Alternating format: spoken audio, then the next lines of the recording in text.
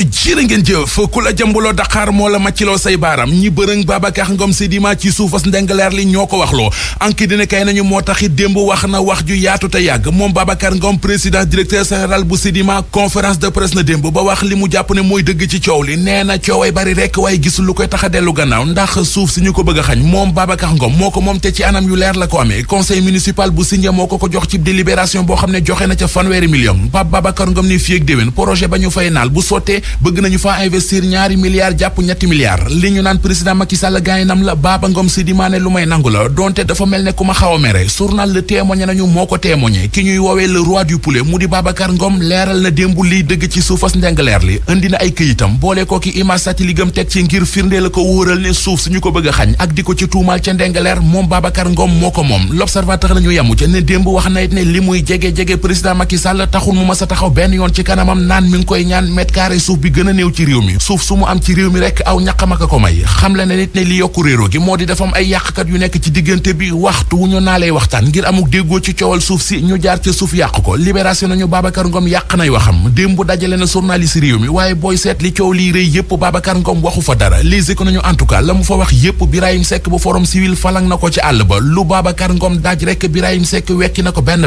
nee na nit kuy wax ngir bëgg ñu yërëm ko ak nit ku bëgg rafetalub deram ci réew mi loolee la gis moom Birahim Seck ci conférence Pape Babacar Ngom bi woon démb la Sénégal nañu Babacar Ngom dem na démb bay wax ne coowal suuf la am ca Ndingler état bi rek moo ko mën a régler boole cekki 300 hectares yi ñuy wax matu ko manqué na 75 hectares juróom-ñaar fukki hectares ak juróom ndax ca délibération ba 300 hectares la ñu ca def dem ba ca biir xamal ko ne ko 225 hectares ngay mën a am ndax li des ci suuf si dañu ko bëgg a jox askanu Jiñaax Babacar Ngom ne bu ñu ne ko waa Jiñaax ñoo moom suuf si bu nuppi bëgg wëlbati ko ne ko waa Ndingler ñoo ko moom problème am na ndax Sedima mënut a jël suufus Jiñaax di ko jox waa Ndingler ci jamono ji muy leeralee wax jooje moom Pape Babacar Ngom fekk na journal Source A moom solo dàllam wutali Ndingler xooli li waral coow leeg mbambule la mu fa gis terre de Kaw la ko tudde yéenekaay bi teg ci waxtaan ak benn waay bu ñu naan Ablaye Dione mooy chef de village bu Ndingler yoreet kàdduk askan way yeewoo ca tund wa coowal suuf leeg ni ñu ko dundee fa ñu jaar ak Babacar Ngom ak li ñu bëgg ak li leen seen suuf si jaral lépp wax nañu ko journaliste Source A yi ba wax leen sax li ñu wax ak ministre Abdou Karim Fofana Abdou Karim meneen ci yéenekaay yi gile yoon du Fofana waaye Sall la borom kéwél yi mi ngi ci xët mu njëkk Le Quotidien yéenekaay bi xamal ñu ne moom ministre environnement di Abdou Karim Sall tontu na ci li ñu koy mbambee ci réew mi boobee ba léegi mu di coowal kéwél yi nee na gisu ci lenn lu mu ci def loo xam ne jaaduwul ki nekk ci mbir te journal L'As jàpp ne la mu nekkee jaaduwul moo di ministre Moussa Baldé ubbil yéenekaay bi ci cumul de fonction bu mag la nekk mu di dajale ndombay tànk yu warta ànd ndax moom ministre Moussa Baldé mooy ministre de l'agriculture ci réew mi bu nuppi wëlbati ko doon président conseil départemental bu Kolda te loolee dañu koy aaye ci réew mi tax journal bi di laaj ana lu tax ministre Moussa Baldé jàddu yoon ñu bàyyi ko ca ñu bàyyi ko ñu ni te wax ci lambu ji ak l'observateur mi ñu xamal ci xëtam mu njëkk ne GFM di groupe Futurs Médias signé nañu mbër mi di Reug Reug bu nuppi di seet kan la ñu koy booleel ci diggante Tapha Tine Yékini Junior wala boog Gouye Gui moom Gouye Gui mi ngi dànkaafu Reug Reug ci sunu lambu le roi du simpi di Gouye Gui nee na bu Reug Reug reppee ba jël avance am dina xam ne bési góor a koy bay dina ko jàngalaat bëre dina ko wane tojul fenn ki toj àdduna bi ci wàllu football di footballkatu Sénégal bii di Sadio Mané moo nekk ci xët mu njëkk Soleil national waxtaan wu yaatu la gunek Bambali gi xëy séq ak journaliste Soleil ba xamal leen ne ndar xëyul sotti ci moom Sadio Mané fu mu jugee dafa sori fi mu yegg tey bu fa yeggee maa tax Thierno Seydi di agent joueur moo ko wax ci Record yéenekaay mu ne it ba muy njëkk a yóbbu Sadio Mané Salzbourg ngir mu fay football amul lu mu ci déggul ñu déggee ci stade yéenekaay ne moom Sadio Mané ak Riyad Mahrez di doomu Algérie ñooy ñaari footballkati Afrique yi darale Angleterre Sadio Mané mooy meilleur buteur ci footballkati Afrique yi ca Sadio Mané mooy meilleur buteur ci footballkati Afrique yi ca Angleterre Riyad Mahrez moo fay meilleur passeur. Savon Marseille Alphé seen gamme Opalia. ñoom waa Ndingler moo di seen suuf soosee ñu delloo leen ko ba mu jeex tàkk am na sax ab doxub ñaxtu goo xamante ni daal nas nañ ko amal leen fileeg dimanche kuréel gi ëmb chambre de commerce yi ci Sénégal coow tàbbi na fa mbiri koppara tax ku nekk di jox xar ñi baaramu tuuma sa morom Serigne Mboup mi jiite chambre de commerce bu Kaolack moo ne ni ñu xaajalee budget bu chambre de commerce bu Dakar jaarul yoon Abdoulaye Sow njiital chambre de commerce bu Dakar tontu ko nekkoon na yem ca Kaolackam googa ndax mënul jiite Kaolack ba pare bëgg a lijjanti li xew fii ci Dakar koom-koom gi ci réew mi na sax ndax wopp gi di mbas mi Amadou Hott jawrin gi ñu denk wàlli wi ma nga woon ca Ndar ni ki démb ngir rek weccoog ñoom pexe yi nga xamante ni moom la ñu nas su ko defee ñu suqaliwaat koomu réew mi jot na fa sax visité ñetti këru liggéeyukaay yu yëngu ci wàllu mbéy xibaari aada yi dañ ci ànd ak Ndate Diop li ci yéene kaay yeeg Mamadou Mohamed Ndiaye.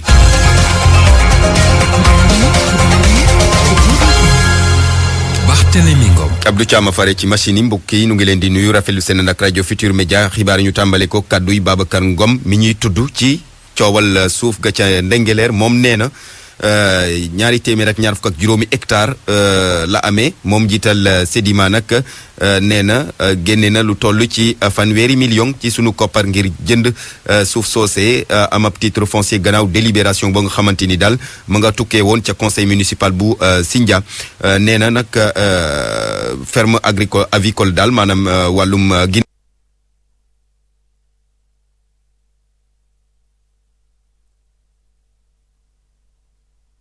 la fa bëgg a def te nee na jot na caa investir lu ëpp $1 milliard ci sunu koppar mu ne nag na leer ci bopp waa Ndengeleer ne suuf soosu moom bu yeboo xam ne du leen ca delloo $1 mètre carré la mu bëgg kay moo di ñu ñëw boolee ndoo liggéey Seydou Nourou Ba. patron Sedima di indi ay leeral ci lu jëm ci 200 hectares suuf yoo xam ne jur na coow Babacar Ngom di wax fan la tàmbalee 2011 ba tey. mooy 46 defe naa 46 xaw ma 45 conseils ñoo daje. li ñu waxtaanee kenn rek moo ci defoon abstention tout le reste dañu accepté projet bi. ñu waxtaan ñu wax ñu modalité ña fa nekkoon di béy waa dëkk ba waa Jilax waxtaan ak ñoom ba ñu juwoo lañ ca waroon def ñu def ko pour ñi dañ leen dédommager ak leen war a fay ca mairie ba kayit gi dina génn ñu dem ca mairie ba def naa jamono boobu 30 millions lañ fay on parle de 2012 délibération sur 300 hectares kayit baa ngi nële mën na feeñ fii voilà mu ngi nii mu ngi daté le 4 décembre 2012 kon délibération bi ci 200 hectares la mu ngi ko am sax ñeenti fan ci weer décembre 2012 waaye nag Babacar Ngom di leexal ne Sedima ca mujjanteel ba ñaari téeméer ak ñaar fukk ak juróom ci hectare la mujjee am. Sedima 225 hectares lañ ko jox ci lañ ko installé waaye bi ñu ma joxee plan yi ba ñu doxee tuuti ci kanam gis naa ne 75 hectares yi ci manqué mu ngi ci plan bi dañ ko def en pointillé boo ko génnee ñu wane ko léegi 75 hectares yi pointillé yi dafa féete ak dëkku Jilax waa Jilax ñoo ko fi bàyyi séddale ko seen waa dëkk. suuf soosee nekkoon bay 2012 dem ba nekk titre foncier 2019 ci turu Sedima day kaddu Babacar Ngom moom mi jiite Sedima ne lim fa bëgg a def mooy projet avicole maanaam élevage ak yeneen te sax jot na ci investir lu ëpp $1 milliard ci suñuy koppar. Seydou Nourou Ba Babacar Ngom moomee lu mu gontoo wax démb yëpp daanaka waa Ndengeleer ñu ngi ko doon may nopp di ko déglu ba mu daanelee ca lañ ko tontu ne ko daal waxi ki daanu si saret la fi wax li ñu bëgg a dégg ñoom waa Ndengeleer moo di Babacar delloo leen seen suuf soose ba tax na sax ñu ne dimanche daañu amal ab doxub ñaxtu Abdourahmane Diallo. ginnaaw bi Babacar Ngom jàkkaarloo ak wey taskatu xibaar yi ñu dëkkee Ndengeleer ba léegi ñuy xamle ni li ñu doon xaarandi ci moom gisuñu ko bu ñu sukkandikoo ci seeni kàddu nee nañu homme d'affaires bi bàyyiwul xel ci li nga xam ne moom mooy seeni mbébét Sombeltine kenn la ci comité de défense suufu Ndengeleer yi. ñun waa Ndengeleer lu ñu doon xaar ci moom alkulahaal mooy tey yéen waa Ndengeleer seen suufu noonu jël leen parce que ñun suñu suuf lañ yaakaar te dañoo gëm ne dañ jot suñu suuf yi tey nag daa mel ne tey xeex bi tey lay doo commencé tey Babacar Ngom conférence presse bu mu def dafa relance waat xeex bi te tey fi mu ne bu ñu waajoon fukk tey daañu waat téeméer nag ñu ngi koy lancé défi di ko naan ñun duñ ci dellu ci ginnaaw tant que jot ñu sunu suuf si. li ni mel tamit la waa Jilaax wax di village bi nga xam ni commune Sindia la nekkee ñoom it ñuy xamle ni ñaawlu bi nga xam ne am nañ ko ci titre foncier bi ñu jox waa Sedima ba léegi ci la ñu toll Jibril Sène moo yor kaddu collectif ñuy aar suufu Jilaax yi. def na grand oralam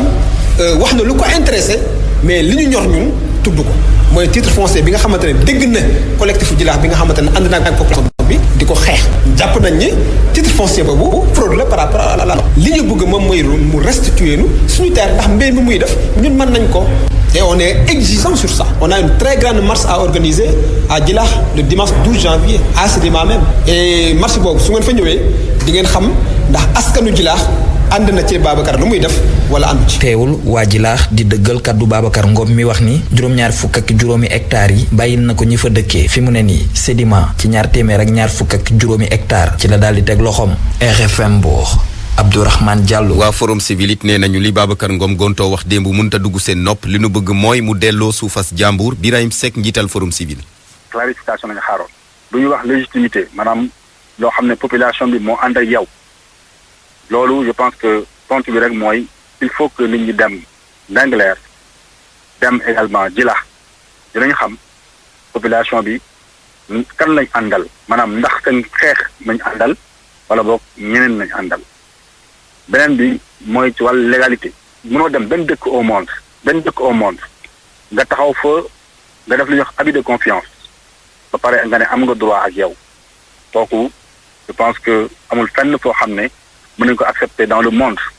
ak ku mën doon nag taxawaay bi nga xam ne taxawoon na ko te fekk fii ak population Ndingler bëgg ko fii ak population Djilakh bëgg ko dina taxaw défendre leen dina taxaw ba nga xam ne seen dignité ak seen cër danañ ko jot ci nu mu waree ak ni mu tournée bi demee nii xeex bi day door a tàmbali te forum civil dinañ taxaw comme ni ñoon taxawoon waaye jox leen seen cër jox leen seen dignité ba lépp loo xam dañ koy laaj ñu am ko ci kàttanu yàlla. Birahim Seck njiital forum civil coowal suuf naka noonu it ci yéen foofu nag askan waaye ñooy joxar ñi baaraamu tuuma maire ba ne dafa jël seen suuf daal jox ko ña ko moom ña ko neex loolee nag comité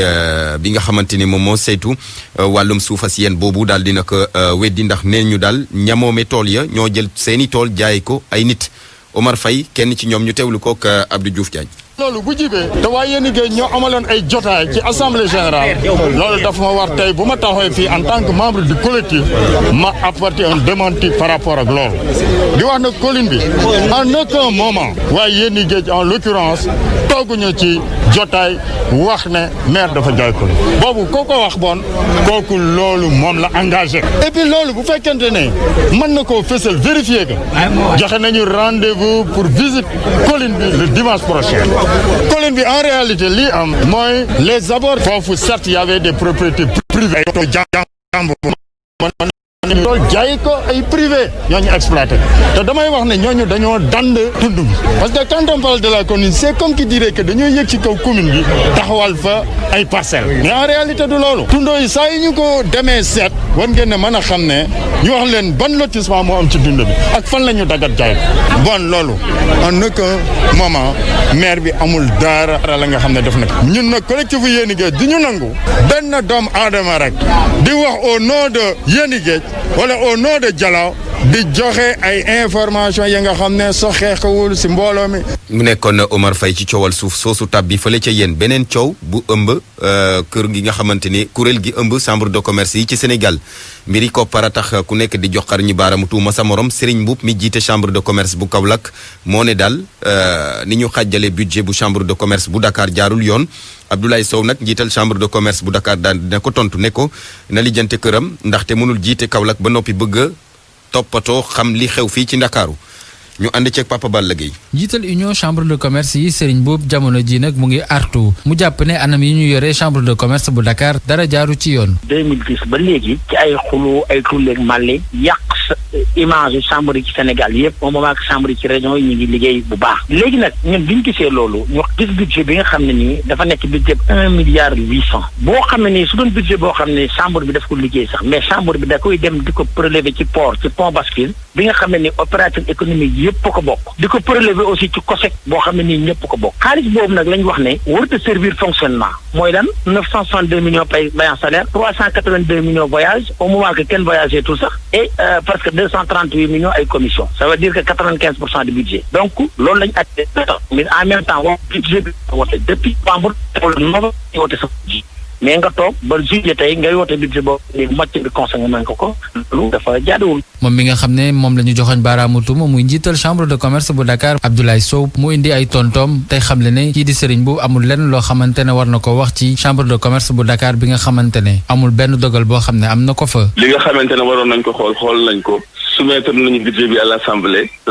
bi wote na ko à 95%. kon sant yàlla rek la ñuy def li ci des nag moom bu amee problème wax dëgg yàlla kooku ñun mënuñu nekk di ci wax mais daal jàpp nañu ne bu mu toogee ba léegi jàppoon na ne bu ñëwee daf ñuy manipuler te ñun du nit ñuy manipuler. ngir saafara jafe-jafe googu mu daal di yëkkati Serigne Mboup jàpp ne ñi nga xamante ne ñooy kilifa yi ñoom ñoo ci war a wax. chambre de commerce domaine privé domaine public la ministère du commerce ak ministre de finance lañ ko dénk ñoom sax ña nga woon ci réunion bi je pense que ñoom mënuñu seetaan chambre de commerce nekk ci illégalité depuis des années depuis 2010 ba léegi. jamono ji nga xam ne ku ci nekk ngi fëgg dënam di wane ne lii moo jaar yoon kilifa yi nag ñu ngi leen di xaar ngir ñu daal di artu ci anam yu mu gën a gaawee waxtu wi nga xamante ne lënt-lënt gi tax na ànd bi neexatul ci biir union des chambres de commerce bi nga xamante ne jamono ji chambre de commerce bu Dakar dakkal na bépp liggéey boo xamante ne doon na ko fa def ci jamono yi lée. Papa Balla Gueye secrétaire général bu CNTS bu Kaolack sàkku ci centrale syndicale yi kuréel yi ëmb ay syndicat nekk fii ci Ndakaaru ngir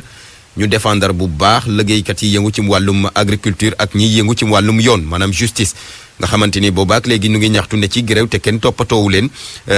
waa CNTS ne li leen ci gën a métti nag mooy tekkaaral bi nga xamante ni daal ministre yi war a àddu ci mbir mi def nañu ko boobaak léegi yeeyuñ ci yàbbi Abdou Ndiaye ci turu CNTS ñu teewlu kook Ibrahima Diamé. depuis 1 an ñu ngi daw pour seen ministre bi rencontrer leen loolu mu të bon donc loolu moo waral tey jii ñoom ñu dem grève ñun nañu ñëw di leen apporter sunu soutien ñuy xamal président Macky Sall ni ko actuellement réew mi doxul bu ñu ko waxee ni ko dox na dañ koy nax agriculture syndicat baa ngi nii gis nga depuis 1 an ñu ngi daw ci seen revendication pour ministre bi recevoir leen mënul sotti justice te mi ngi nii les greffiers xoolal coono bi nga xamante ni bi moom la askan bi di jànkonteel boo soxlaa këyit boo demee tribunal doo ko mën a jot mais travailleurs yi arme bi ñu am mooy grève mooy arme bu mujj mais nga dem grève presque 1 mois ministre bi compté leen faalewu leen may wax muy recevoir beneen syndicat bu nga xamante ne bi légalul sax d'après le secrétaire général bu SYTJUST maa ngi ko seetaante ci benn télévision bu di ko wax wàcc ñi dem grève dem di recevoir ñi nga xamante ne bi nekkuñu en grève dama ni loolu c'est illégal c'est pas normal dama ni ministre Macky Sall yi 3/4 bi yëpp dañoo liggéeyul. mu nekkoon Abdou Ndiaye ci tuuru CNTS fukki simili ak ñaar moo bootu ci juróom-ñetti waxtu. pour man RFM mooy rajo di gaaw ci xibaar yu wóor. RFM xibaar yu wóor te wóor. ñu wax ci kuréel gi nga xamante ni la ko tax a jóg rek moo di xeex càccum jur gi fii ci Sénégal ba léegi nag ñu ngi baral seen i jéego am na juróom-benn fukk ak juróomeeli comité bu nga xamante ni daal taxaw nañ ko ci commune bu Mbane. lañu bëgg ñoom it fexe ba marché bi am ay xar yu ci jamonoy tabaski bi Ibrahima Ndiasse bokk na ci kuréel googule àdduna ci waaye kii di El Hadji Boubacar bi tey di njiital association ba moo wax ci seen kaddu ñu teewlu ko. éleveurs yi benn góom la ñu am mooy sàccam jur ñetti raison yi ñu war a góom yépp fépp fu ñu dem benn góom moo fa nekk loo yar ñu jël ki koy jël dëkk ak yow suñ ko jàppee ñu ba ko ñu ngi ciy ñaan président Macky Sall loi bi nga xam ne wate nañ ko depuis 2014 ñu réformer ko 2017 ñu ngi ñaan loi boobu ñu appliqué ko comité bi nag liñ ciy wax mooy nañ fexe ba ñu tànn ñoo xam ni ñu sell lañ nit ñu jub lañ buñ ci tànn koo xamante ne sàcc la kuñ mës a jàpp sàcc du ci bokk ngi ñaan état mu fexe PRAPS 2 am te contrat bi ñu def ak ñoom mu continuer pour ñu mën a fexe 557 communes yi nekk Sénégal yépp ñu taxawal ko ndax ragal naa ba ma juumut li ñu taxawalagum 64 communes la su boobaa dootuñ dem Mali dootuñ dem Mauritanie dootuñ dem Niger dootuñ dem benn dëkk lu waral nit ñoom seen réew ya suñ desalee la ñuy jaay wax dëgg yàlla ñun war nañoo mën a fexe ba ñu itam ñun ñu desal ba yeneen réew soxla loolu mooy message bi nga xam ne maa ngi koy lancé ci mbooleem Sénégal yi ak fu ñu mën a nekk ñu jàpp ci kuréel gi état dimbale leen lëkkaloo bi ñu war a lëkkaloo PRAPS mu gën a dëgër ak ministère de l'élevage ak sécurité bi nga xamante ñoom ñoo yor sécurité ci réew mi ñu dooleel éleveurs yi itam ndax ñoom sonn koo xamante ne da ngay mujj sax yërëm leen ndax ñiy jël dëkk nañ ak ñoom te dëkk bi te jël bi dafa takkarnaase amul fenn fooy dem lu dul ne jël nañ